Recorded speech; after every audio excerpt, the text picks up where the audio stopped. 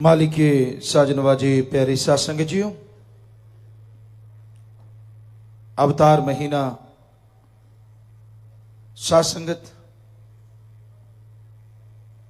उस मालिक के रहमो करम से उसकी खुशियां हासिल करते हुए देश विदेश में मना रही है। और जो नजारे, जो लज्जतें, जो खुशियां मर्यादा में रहकर खुशी मनाने में है, वो अपने आप में बेमिसाल है। मर्यादा में रहो, वचनों पे रहो और खुशी मनाते रहो। ये महीना खुशियों का, क्योंकि खुशियां देने वाला शास्त नाम शाह मस्तान दाता रहबर इस धरा पे आया। जिन्होंने वचन सुनी, अमल कमाया, उनके अंदर वो परमानंद जो जुगों जुगों से शांत था, उन्हें मिलना शुरू हो गया। हर किसी के अंदर हरिरस अमृत आबो हयात वो परमानंद है। जिस तरह धरती में पानी, सरसों तिलों के दानों में तेल, उसी तरह वो भगवान और उसका परमानंद सबके अंदर है। कोई जगह उससे खाली नहीं। ये अलग बात है, कोई आते हैं दबा हुआ खजाना लेके और चले जाते हैं दबा हुआ खजाना लेके। हासिल कुछ नहीं होता। वो हरिरस, वो अमृत, वो आबो हयात जैसे मालिक से लाए थे वैसे लौट जाता है, खत्म हो जाता है। और कुछ ऐसे होते हैं, सेवा करते हैं, सुमन करते हैं और उस हरिरस अमृत आबो हयात को हासिल कर लेते हैं। वो एक अलौकिक शक्ति है, अलौकिक आनंद है, जिससे चेहरे पे नूर बढ़ता जाता है, अंदर सुरूर मस्ती का नजारा बढ़ता जाता है और इंसान परमपिता परमात्मा के करीब होता चला जाता है। अंदर बाहर कण कण में, जर्रे जर्रे में उसे अपने मालिक के नजारे मिलने शुरू हो जाते हैं। बहुत ही नसीबों भागों वाले होते हैं जो इस मृत्युलोक में मालिक के नूरी स्वरूप के दर्शन कर लेते हैं। तो इसलिए सतगुरु मुर्शिद के अवतार महीने में अपने अंदर की बुराइयां छोड़ते जाओ, जो कमियां हैं वो निकालते जाओ।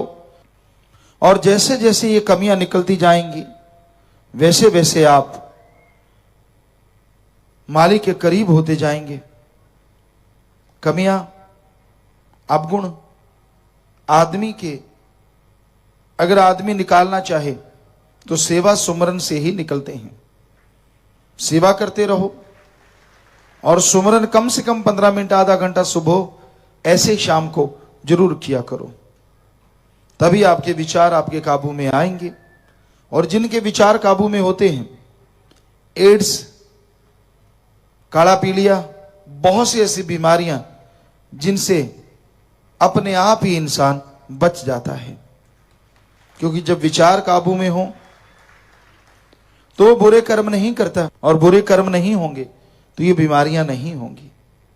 तो अपने विचारों को काबू करना कोई मामूली बात नहीं होती। आदमी बैठा कहीं और होता है, उसका दिमाग, उस विचार कहीं और चल रहे होते हैं।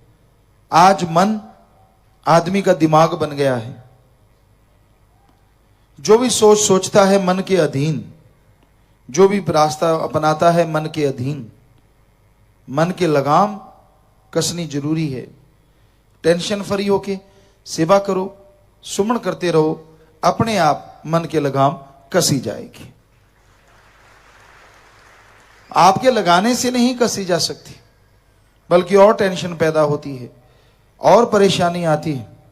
तो मन के लगाम लगाने के लिए सेवा करो, दृढ़ यकीन रखो और सुमन करते रहो। ये तीनों बातें जिसके अंदर आ जाती हैं, मन उसका उसके लिए पानी भरना शुरू कर देता है। और इन तीनों बातों का आना बहुत बहुत बड़ी बात है और उसे उच्च कोटि का भक्त बना देता है। इसलिए भाई, चलते बैठ के लेट के काम धंधा करते टाइम पास की बजाय सुमरण करके टाइम पास करो। गपशप मार के इधर उधर की बातें करके जो आप टाइम पास करते हैं वो टाइम पास नहीं, टाइम बर्बाद होता है। खाली टाइम आपको मिल गया, सुमरण करो, शब्दवाणी गाओ, ग्रंथ पढ़ लो, देखो नजारा। ना जी, ये तो अलोनी सिल है जिसमें नमक मिर्च ना हो ना हो। कहते हैं खाली ब्रेड खाना भी गले में चिपक जाता है, लोग कहा करते हैं। उसी तरह राम नाम को लोग मानते हैं कि राम नाम ये तो अलोनी सिल है, ना नमक ना मिर्च। अब गप मारोगे तो उसमें मजा होता है, लोग गप मारते मसाला लगा लगा के। गरम मसाला होता है, मिर्ची भी होती, वो अच्छी लगती है। चुगली निंदा करने उसमें और ज्यादा मसाला होता है, उछल उछल के बोलते कहीं। अच्छा फिर क्या हुआ, तुझे क्या मिल रहा है, क्यों इतना उछल रहा है, उसको उकसाता है कि और बता क्या हुआ। तो इसमें भी मसाला हो गया। अब राम नाम में मसाला तो नहीं है दुनियावी, पर अगर राम नाम जप लो तो आपके जितने भी गंदे मसाले जो आपके शरीर को दिमाग को खराब करते हैं, राम नाम सबका सफाया कर देता है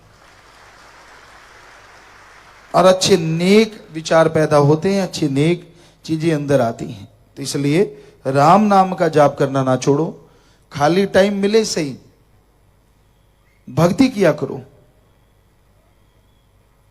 हम देखा करते सतगुरु की कृपा से हल जोते सारी सारी रात, बहुत बड़ी जमीन जायदाद सी सतगुरु मौला ने बख्श। तो उसमें कई बार कभी कभी ऐसा भी होता कि रातों को भी चलाते, तो सारी सारी रात या तो शब्दवाणी या सिमरन सतगुरु मौला से जुड़े रहते और सतगुरु साथ ही रहता, कभी दूर होता ही नहीं। ये तो सुमरण पे निर्भर है। तो करने की बात, सिमरण कब नहीं किया जा सकता? आप पैदल जा रहे हो करते रहो, खाली है टाइम मिल गया करते रहो सुमरण, क्यों नहीं होता? बोल बोल के कर लो। अकेले हो, कमरा बंद है, आवाज बाहर नहीं जाती, बोल बोल के सुमरण करो, अपने आप मन काबू आ जाएगा। पर आवाज बाहर नहीं जानी चाहिए, दूसरे को सुनाई नहीं देनी चाहिए, यह सुनिश्चित करना जरूरी है। तो मन को तो रोकना है। बुल्ले शाह जी को किसी ने पूछा, वो पौध लगा रहे थे प्याज की, इधर से पौध लगा उखाड़ के और इधर पौध, जैसे जमींदार भाई जानते, खेतों में रोपित कर रहे थे। तो किसी ने बुल्ले शाह से पूछा, जी मन को कैसे समझाएं? कि मन का क्या समझाना, इधर से उखाड़ के इधर लगाना।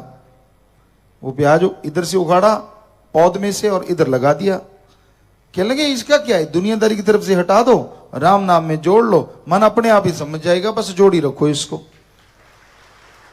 तो वही बात है, मन कभी हावी हो टेंशन मत लो, बस सुमन पे ध्यान दो, सेवा करते रहो, अपने आप मन गुलाम हो जाएगा। मन के गुलाम ना बनो। तो सतगुरु मुर्शिद ने हमें यह शिक्षा दी, माया के पीछे पगलाओ ना। मन के साथ एक माया जबरदस्त है। लोभ लालच जब इंसान के अंदर आ जाता है तो वो अपनी बर्बादी आप कर लेता है। लोभ लालच में भाई भाई की परवाह नहीं करता, बाप बेटे में पता नहीं कब तकरार हो जाए।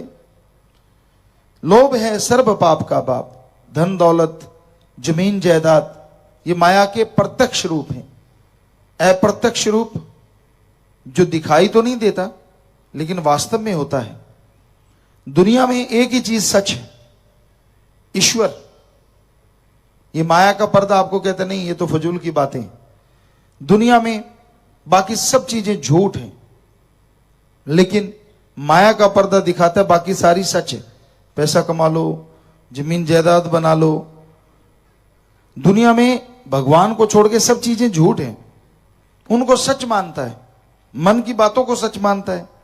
होना इसके उल्ट चाहिए, अपने गुरु की बात को सच माने, राम को, अल्लाह को, वाहिगुरु को सच माने। जो उसे सच मानते हैं यकीनन वो मालिक की दया में रहमत के काबिल बन जाया करते हैं, उसके खुशियों के हकदार बन जाया करते हैं। तो वचनों पे रह के आप आगे चला करो ताकि मालिक की दया में रहमत आप पे बरसे, तमाम खुशियों के हकदार आप बनो।